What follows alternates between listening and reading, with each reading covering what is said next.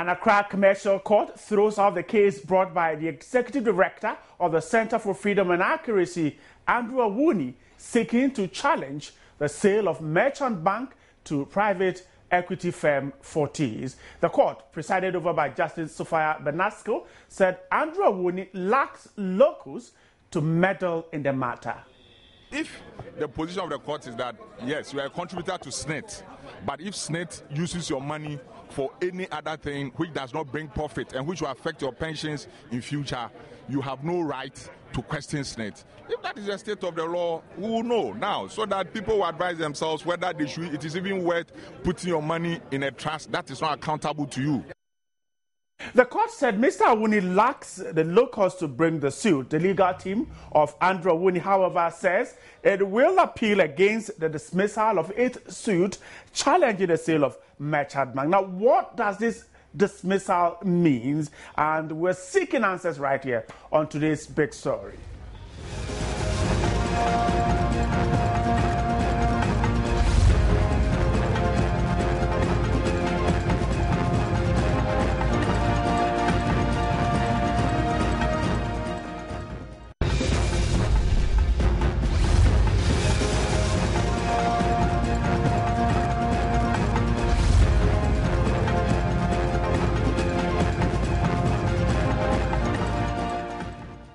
My name is Bright Nana Amfu, and welcome to today's big story. The Executive Rector of the Center for Freedom and Accuracy went to court seeking an injunction on a transaction to offload 90% of the Social Security and National Insurance Trust's stake in Merchant Bank to Fortis. Mr. Awuni argued that as a SNET contributor, his interest would be affected by the transaction, a transaction he did not believe was in his best interest. A commercial bank on Wednesday, or a commercial court on Wednesday, upheld the argument of the three defendants that Mr. Awuni had no locus to sue in this matter, given that he is no longer a SNET contributor. Mr. Awuni sued the Bank of Ghana, Fortis, and the Social Security and National Insurance Trust. The lead counsel for Mr. Awuni, Egbert Fable, in an interview with Joy News, described the presiding judge's decision as worrying. We are not afraid. We are not afraid. The courts are a course of justice. It is for defendants and plaintiffs. So we will all go back and then we'll file the necessary processes as ought to be filed. We will appeal it, because if the position of the court is that, yes, you are a contributor to SNET, but if SNET uses your money for any other thing which does not bring profit and which will affect your pensions in future, you have no right to question SNET. If that is the state of the law, we will know now, so that people will advise themselves whether they should, it is even worth putting your money in a trust that is not accountable to you. The armed forces, on the board of SNET, is a representative of the Ghana Armed Forces. The soldiers of the Ghana Armed Forces, the officers and men, are they contributors to SNET? Why should I put my money in a trust for army officers who do not contribute to SNET to manage it for me? That law has to be looked at again. It's injustice, that's according to Egbert Faber. Now, he noted again that they will appeal, and the appeal on the ruling is to test the law, because the basis on which the suit was dismissed, according to Egbert Faber, was wrong. We disagree with the ruling of the court, and we'll file an appeal. In any event, there are two more rulings coming on in January, meaning that this matter is still subsisting. So until 27 January, when those rulings come, the matter is still subsisting. If the position of the court is that, yes, you are a contributor to SNET, but if SNET uses your money for any other thing which does not bring profit and which will affect your pensions in future, you have no right to question SNET. If that is the state of the law, we will know now, so that people will advise themselves whether.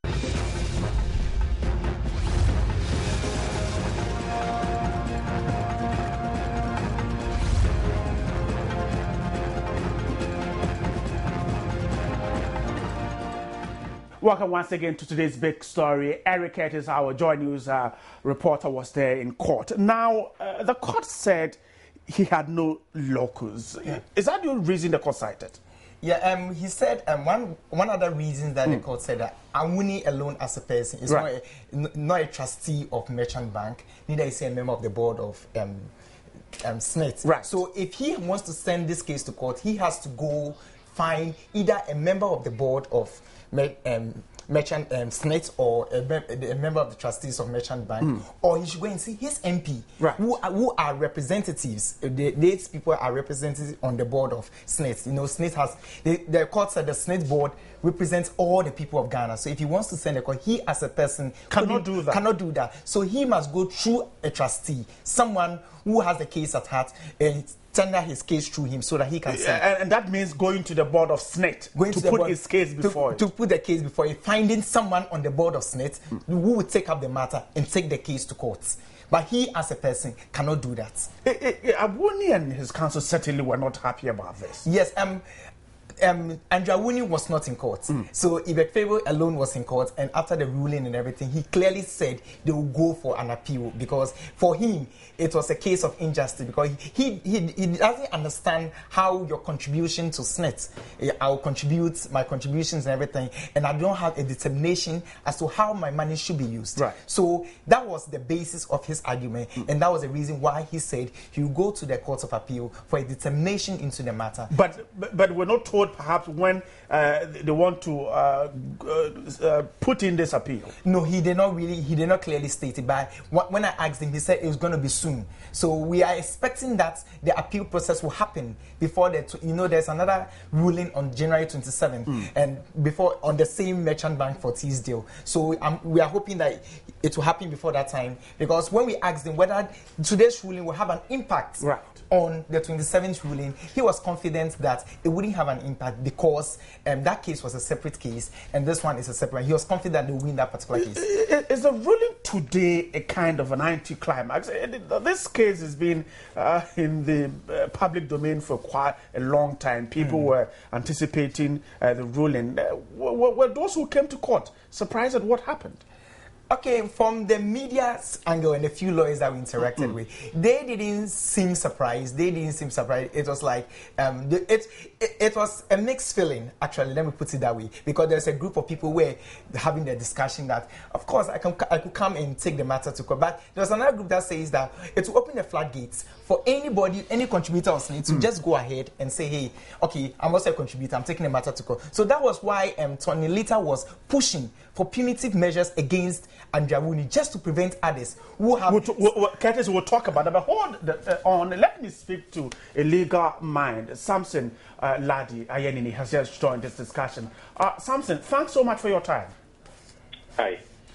Samson, educate us. The court said Mr. Andrew Awuni has no locus and cannot sue. Legally, what does it mean? Right. Okay. Legally, it simply means that you can sue. All right. I'm asking you this. I'm asking you this because, from the layman's mind, any person of this land can go to court and make a case. But here, we're told that he has no locus and can't sue. Right. Right.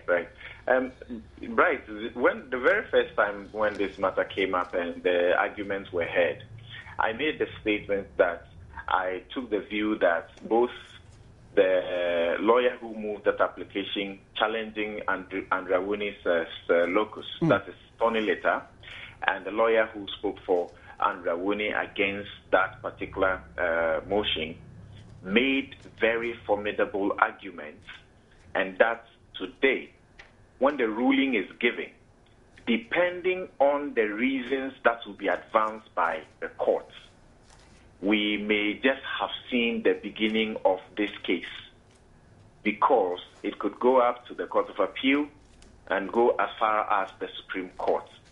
Obviously, we are beginning to see that the case has just begun. Right. Now, let me state this. A major position advance or argument advanced by Andrew Awuni and his lawyers to seek to ground his capacity to bring the suit to court was that he is a contributor and that SSNIT only holds his funds, like yours and mine, in trust or in a trust relationship.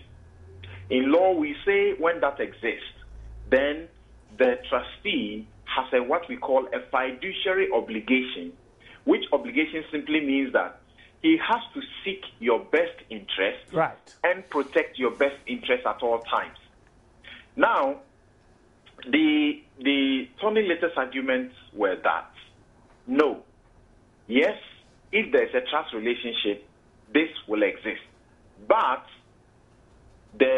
in Ghana, the trust relationship that exists between the contributor and the SSNIT is one that is circumscribed by law. It is one that is defined by law. So you don't go outside of the law. What does the law say?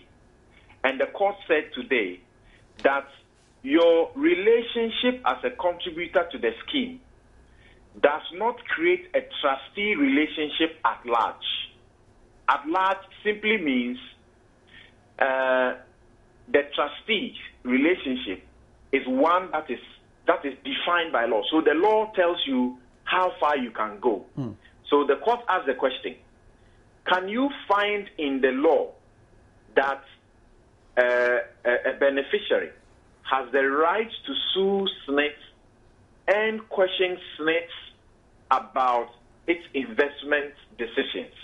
The court says, no. We can't find any such in the law.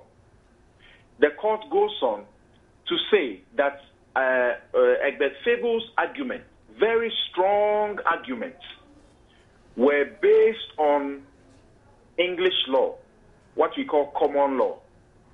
And he used an English case. The court says when you read that English case, you will find that the suit was not brought by one single individual contributor. So that case is not applicable. In any case, in Ghana, because we have law that determines how it should be run, you don't seek refuge in case law, which is from England, which is not binding on our courts, but which is only of persuasive authority. You see, now the court did something very interesting. It moved on to say that there exist sufficient regulatory structures within the SSNIT process, which one can resort to if you're a contributor and if you have certain matters to complain about. You can go to the trustees, for example, and make a complaint that they are doing something which is not right and seek for them to correct it.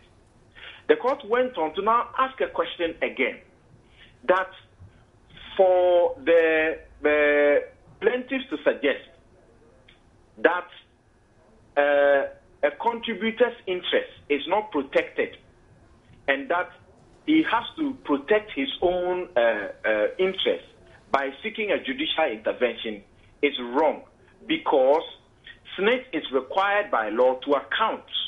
And when they do that full account about their investments, the Auditor General will audit that, and that audit report will go to the Finance Ministry and ultimately end in Parliament, where the Parliament's Public Accounts Committee will also vet it. So it is wrong to suggest that a contributor's interest is not protected, and that the only way to protect it is to go to court. And I will say this very last point, where the court said it was looking for a complaint by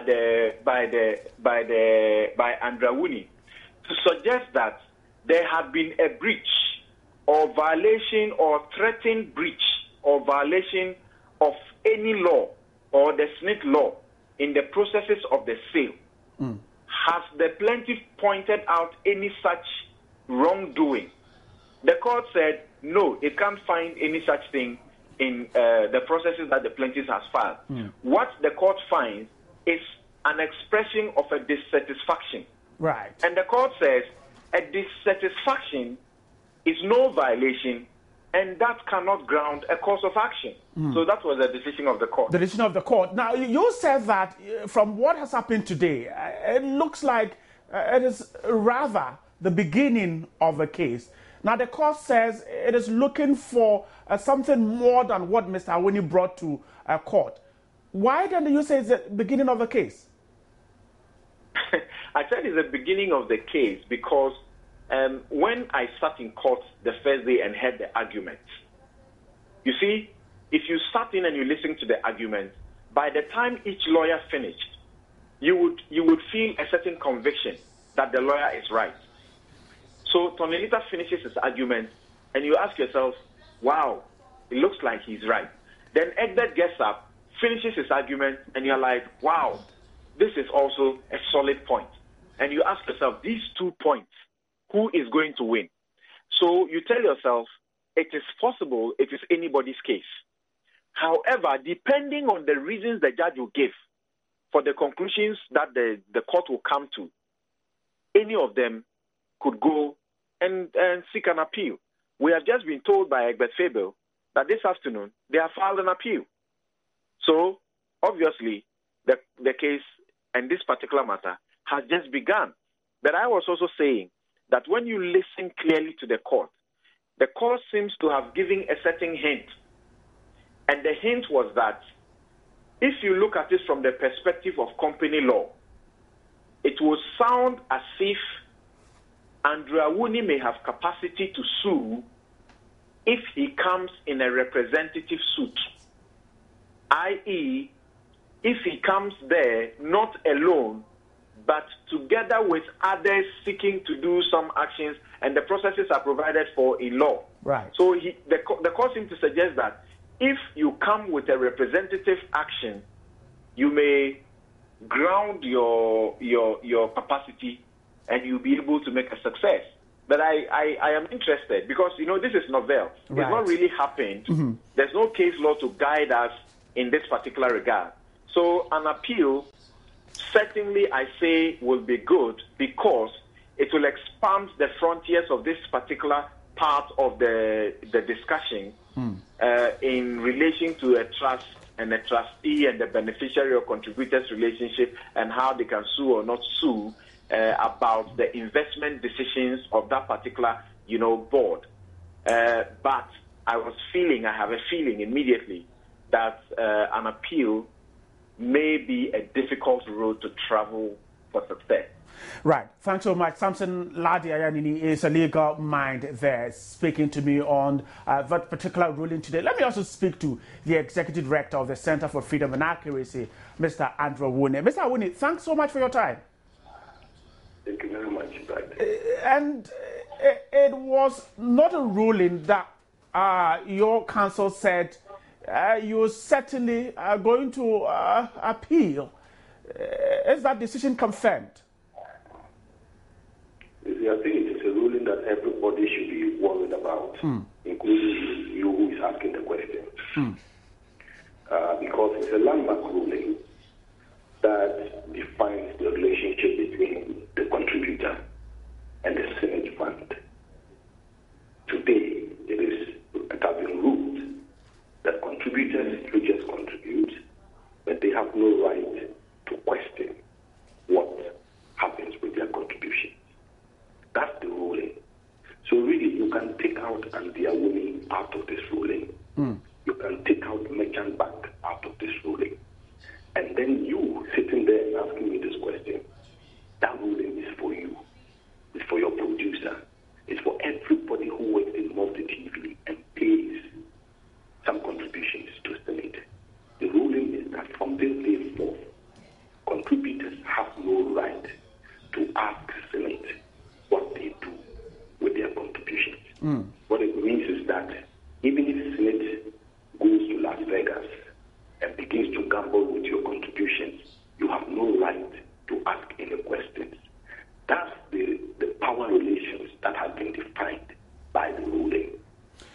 You don't seem to, perhaps, the concern, let me put it this way, is that an appeal will be a difficult road to travel. You share the view?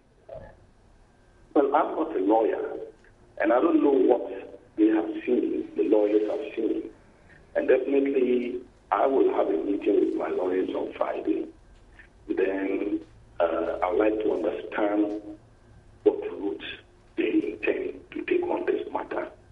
You see, because it involves a lot of people, millions of people contribute to Senate Fund.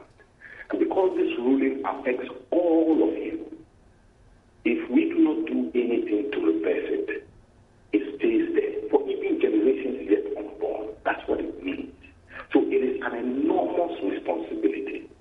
And I think it is only right that we exploit every opportunity that still exists to right whatever has happened. So I don't know what is difficult about an appeal. I hope that the lawyers will be able to supply something different, something new, something stronger, whatever it is. And I will discuss it with them. And if I'm comfortable with what they have, I will go along with them. If I'm not, I'll tell them to put a stop on it. It is.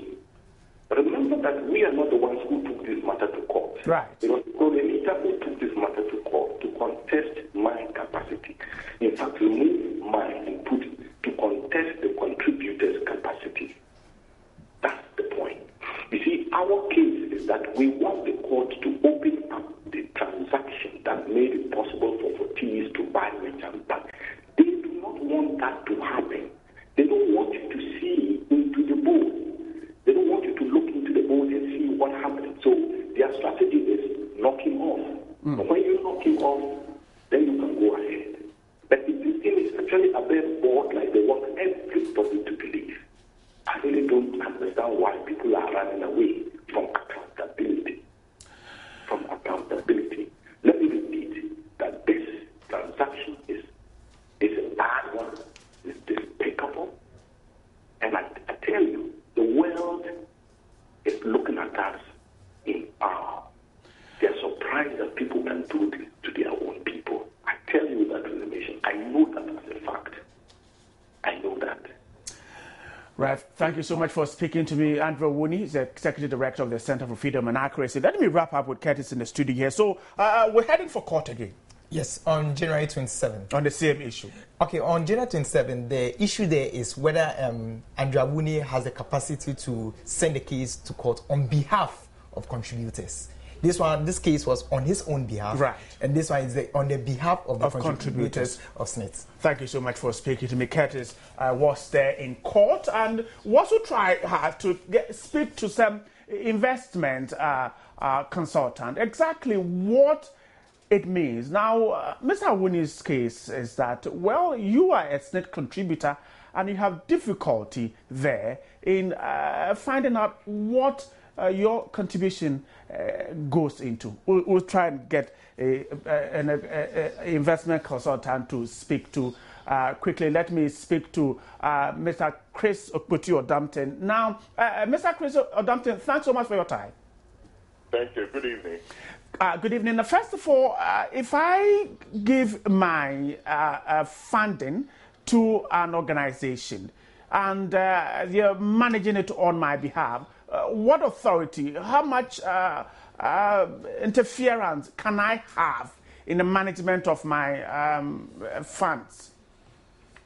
First of all, you need to understand that all institutions have their terms and conditions for taking these kind of investments or deposits. Right. Okay. Now, the mistake I realize we do is that sometimes you don't read the fine the details that are engraved in such things, because it's a contract. So you need to understand the basics. Now, so it depends on what the terms and conditions are. If the terms and conditions stipulate that you have a say, you would. Otherwise, you might not have a say.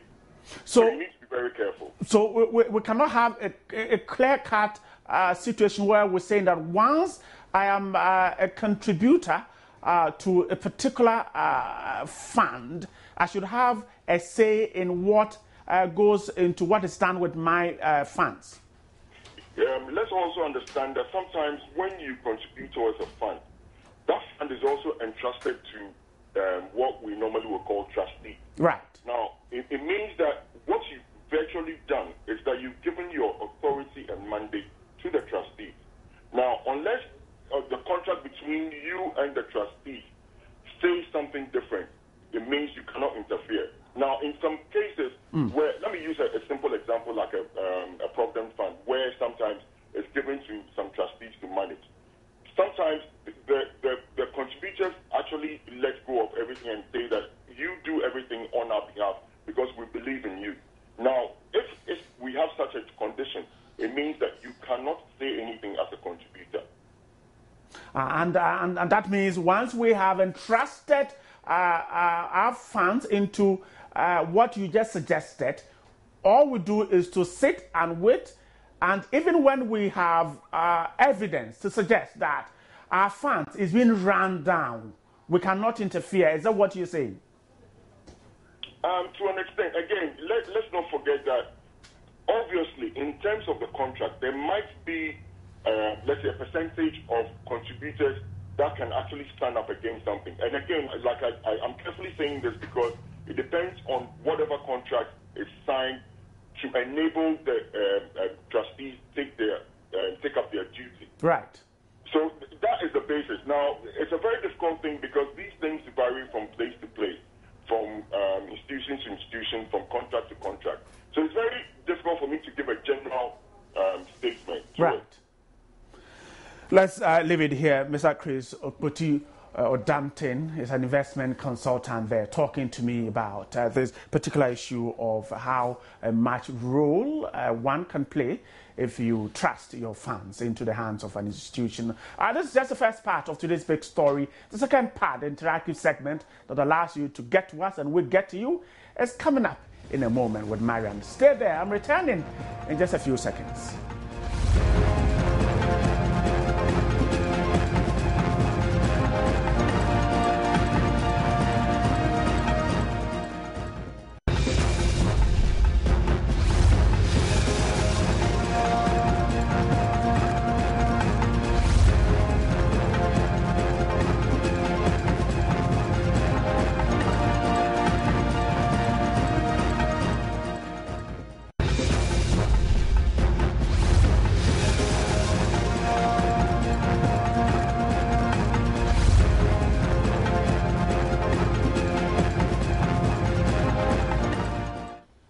Welcome back to today's big story there. After talking about merchant bank, time to talk about energy. That's what will be trending today. Mariam, welcome.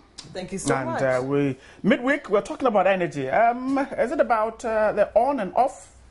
No, it's not about the on and off. It's still about money. Oh, all right. It's amazing that for the past 2 or 3 months, everything we hear, it's either about money missing somewhere, money, not used efficiently or something like that. 111 million US dollars, apparently, which was earmarked for capacity building for the oil and gas sector, cannot be found somewhere. Oh, okay. But then the idea is that the oil and gas companies themselves have to, organize their own capacity building, and they take care of that already. But government earmarked $111 million to support them. To support and that. we can't find but the money. The money, we don't know whether it's going into, capacity building or no capacity building, when capacity building has already been taken care of by, the mining firms themselves. It's amazing. Welcome, Mariam. Thank you so much. Let's get interactive. My name is Mariam Toure.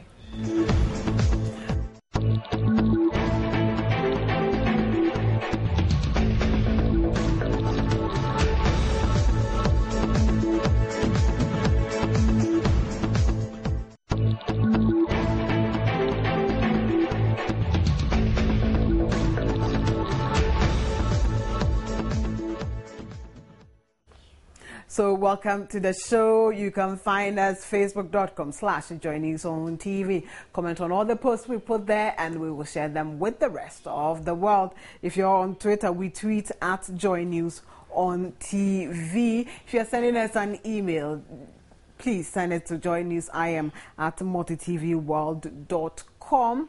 And our WhatsApp number is 0260518801. And when you're sending the tweet, please remember to use the hashtag JNInteractiveGH so that we'll be able to sort them all out and take them all at once. I am on Twitter too, and I tweet at MN Toure.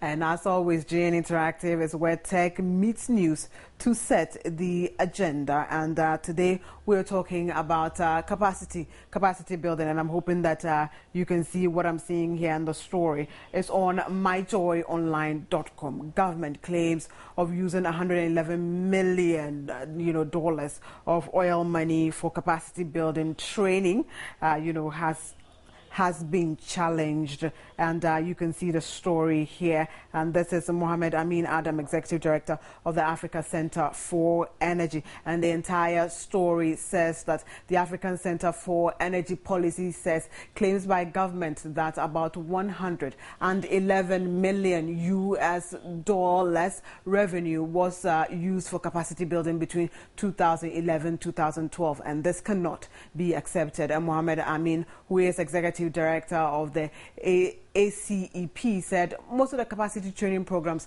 which these amounts are said to have been going towards are being done by the Jubilee partners anyway, and not government. He's therefore challenging government to publish documents to back claims that the amount allocated to capacity building was indeed used for the purpose. He said efforts to improve local content participation include, the Jubilee Livelihood Enhancement and Enterprise Development, which is LEAD, and then Jubilee Technical Training Center, JTTC, and the Enterprise Development Center. And he's quoted as saying that unfortunately all these efforts are being done by the Jubilee partners, not by government, and yet we have allocated so much money for capacity building and nobody knows what this money is being used for.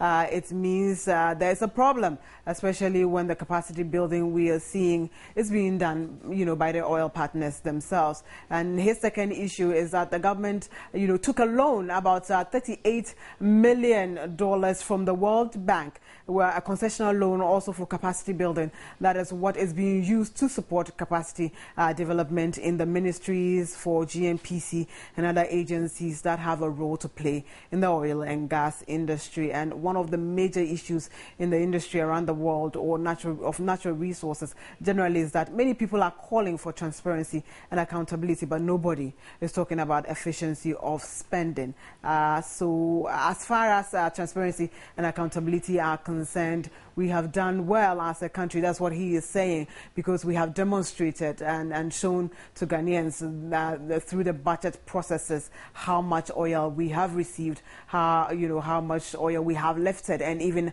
how much we have spent in the areas, and where the money is actually going. So if you're joining us, this is the issue that is really trending. $111 million, US dollars of oil money for capacity building. It's not actually going to capacity building.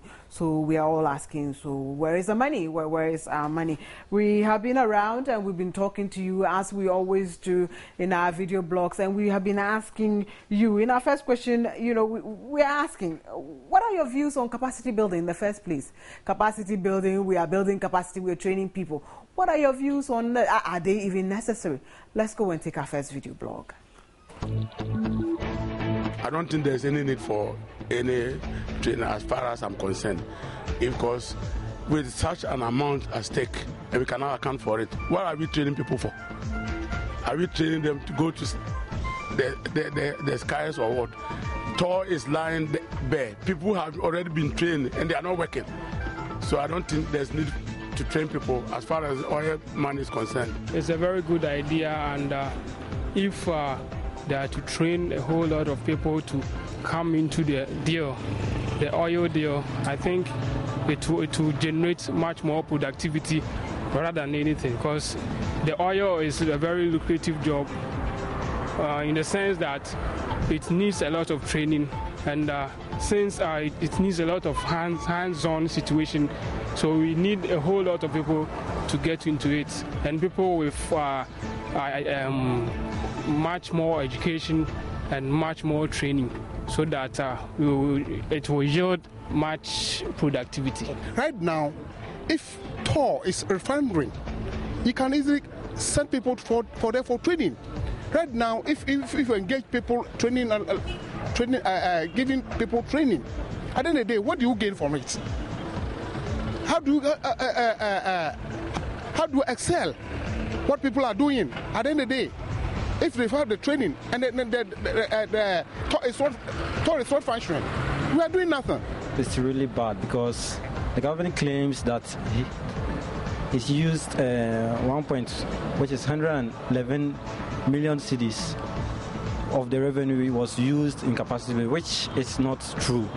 Because comparing the economy and the way things are moving, it is not fair at all. It's very bad because the revenue even generated was provided by ACEP executive directors, and comparing the budget from 2011 to 2012, I can say the government is not doing well about this at all. Capacity number 1 million is the maximum amount that something can contain or produce. 2, the ability or power to do something. Then 3, a specified role or position.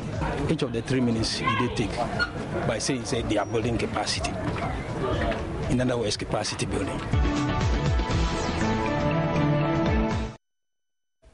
And those are some of the views that have been sent in so far. And in 3 years, of oil production, Ghana has accrued about $1.7 billion from the oil sector, an industry that has beaten cocoa to become the country's second largest export earner. So while the country is doing well in terms of transparency, efficiency, management of our oil resources, there are still challenges. So we're asking you in our next video blog, do you trust government is working in your best interest? Do you think that our government is actually working for yourself and me? Let's take our next video blog. We don't trust in government in working right now because the previous government, we don't have any problem on shortage of LPG and other products. Right now we are depending on the BDCs, which is very bad.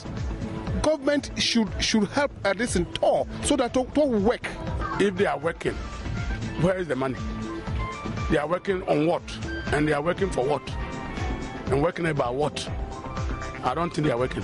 Considering the amount that has been set aside for the training, I think in certain circumstances I trust, but for the money purpose, I think if the money is to be demarcated for the supposed training, then I think it's a very good idea. But if it doesn't go the right way, then the country is losing a lot. So once we have been able to detect that the money came in, they must be able to show us where the money is. Exactly, and I can hear someone asking me, Nasikano Ewohin, so where the money day?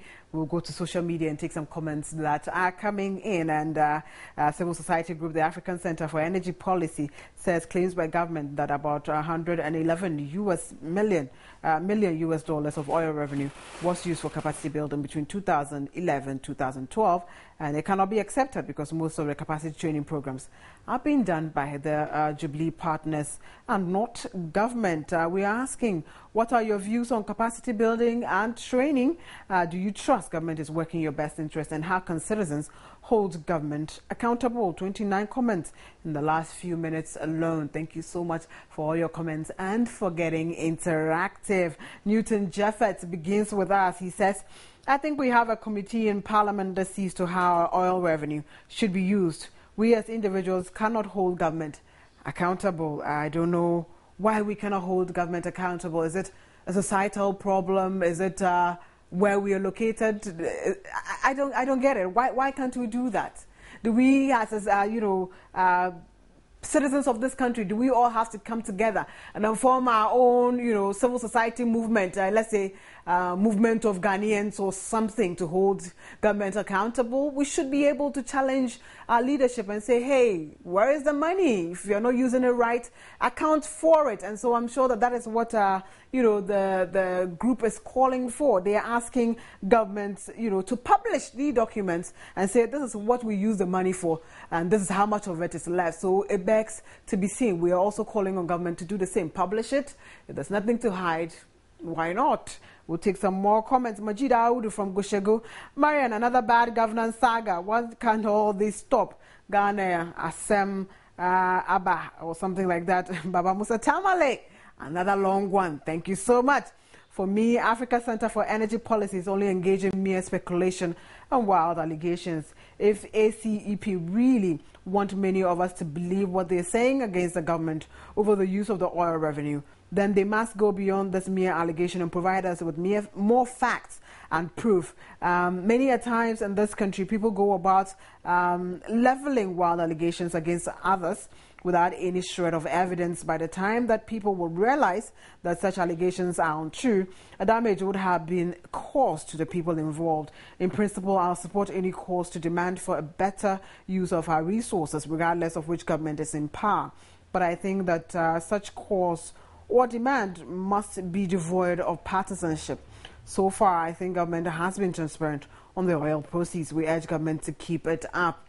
Okay, the proof is always in the taste, or the taste is in the proof of the tasting of the pudding. Whichever way you see it, you have to see something. They're asking government to publish it. So if government is thinking these people are calling a bluff, well, publish it so that we'll see it and say, hey, I mean, they have called you to do it. You have done it. You're not hiding anything from us. And so whether it's a bluff or not, I am thinking that it's about time government became extra, if there's any word like that, extra transparent with us. If government is transparent already, they should go the extra mile to be more transparent with us, the Ghanaian public, because after all, we deserve it. It's our taxpayer money that is going into all of these things. So we deserve some accountability. Roland Yeboah, fine boy. Good evening, Marion. Why were you puffed up by my comments? I wasn't. Anyway, I don't mean to annoy you, but if you were, then I am sorry. You know my sisters. So you are sorry. Okay. You're rating me an A+ today. Thank you so much. I wasn't peeved at all. I was just trying to make a point that there are so many people who are also sending their comments, and I have to be fair to all of you. That's why I have to skip some of your comments. So I'm glad that at least you understand. Nana Asimbinti Kennedy says, where was this capacity building done in the country? And which field was it done? Government is just using our oil money. Those in charge should be jailed. Nana Assembinti says, this government is very wicked. We'll go and take our next video blog. In our next video blog, we're asking, how can citizens hold the government accountable? You can hold them accountable because if we have the evidence to show that the money came and we don't know where the money is.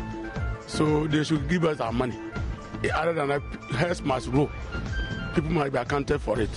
Because 10% that we are getting from the product that we are getting right now, they have to tell us what are they using that 10% for. Because the machines there at all, it's not working right now. It's collapsing. So we hold government unaccountable simply because if the machines there, it is the government money that they use. It's people's money that they use to do the TFSCC. Right now, it's not working. So we hold government accountable for all these things. At the end of the day, if there's a problem, the problem on the machines, they are going to use money in taking care of that repairs. There's a lot of work that needs to be done, and this is a country that's been battling corruption and all that for so long, and we are still battling it. There should be a committee to set aside for this kind of purpose, because such an amount is a very huge amount, and it could go any other way rather than coming here. So I think it's a very good idea, and they should set aside a committee to work on that. I think there should be a documented thing that we can compare the 2011 and the 2012 budgets and then match it against how the amount or the revenue provided, which the government is saying is true. And I'm not in good terms with the government at all. It's very, very bad. But they should do something good about it. Of course, we can hold them accountable because we put them there to account for the administration or to account for the resources in the country. They have to administer they have to administer it for us. So the moment we realize that you are dallying with the whole scenario, then we have the right to question you where the money is. Welcome back. We were actually trying to reach Mohammed Amin Adam, who is Executive Director of ACEP, but unfortunately we're not able to reach him. We'll keep trying. If we have time, we'll get through to him and speak to him before the show. But we're hoping to ask him, exactly what his issue was with, the capacity building, from government, and whether he had any suggestions that there could be, wrong motives behind this, and what steps he thought, government could take to ensure efficiency in spending, the monies that have been raised. But he's not answering his phone. If he does, we'll do our utmost to put them through to him before we leave. But I'll take some more comments that have been coming in on social media. Mutala says, only a wicked and heartless government wouldn't want to work in the interest of its nation. The government, in my opinion, is more than poised to see this nation grow beyond the expectation of many. We have to make sure the government is transparent in its dealings. But we have to know that government sponsors people to go and study oil and gas, but not the Jubilee partners. It's good we demand transparency and accountability from those elected to a position, but we also need to have faith in them to deliver as we voted them due to their promises and pledges. We can take them out of power if they don't live up to expectations, and we are not able to account for their stewardship. And thank you for that. Gilbert Asylum from Bogatanga says, I think ACEP's comments does not hold any water. They should rather substantiate their claims so that all Ghanaians would see accountability to the citizenry is not just about publication. Samuel G-Class GH, I don't trust this government at all. They have to back up about the money matters. Wuntura Sharif says they should fully publish every detail. Francis says, we finally die. Prince Ishmael says, spending the money anyhow until Ghanaians capacity building. I think capacity building doesn't come from the pockets of government. So what's this falsification? Umar Jr., government can be accountable to citizens through transparency. Transparency is not just publishing anything, but publishing what is valid and logic. Roland Yabua Fine Boy again. I think the only way one can hold a government accountable is to vote them out. Else, I don't think there is any option. And to talk of government working in the interest of us, I think is sometimes so, but 70% of that goes to their side. But I think so far, JDM is trying his best. Emmanuel Sowapobi. But Marian, do you believe these people? Kai? Never. They chop their money and after that they say we should not accept hampers for Christmas. Not me. When countryman Songo fires, we say he is rude. Fire will forever bend them. We have gas and always dumso. How can a nursing mother even breastfeed her child without lights? How can we even cool our Burkina and so below for Xmas without lights to use our fridge? As for me, they can chop all the money and I'll forever accept hampers.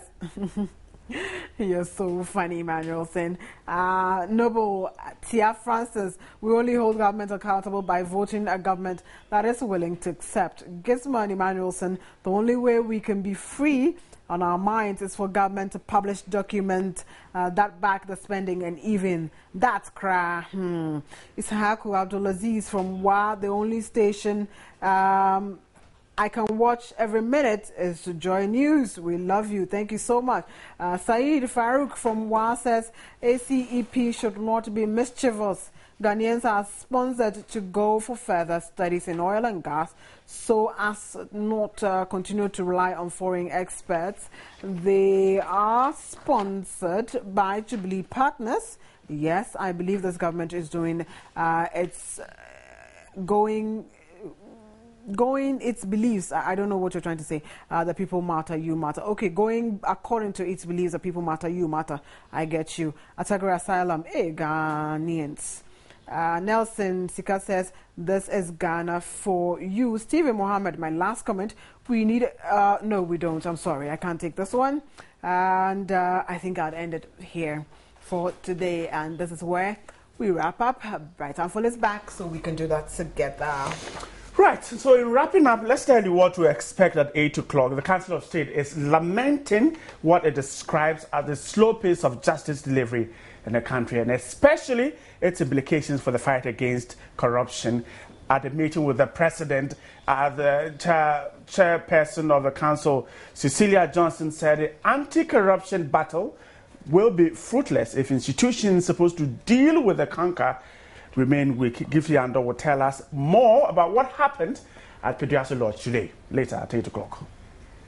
And also coming up in News at 8 with Israel Laye, the Convention People's Party has reiterated calls on Parliament not to pass the Plant Breeders Bill, which will allow the cultivation of genetically modified crops in Ghana. The party is threatening to hit the streets if the bill is passed into law.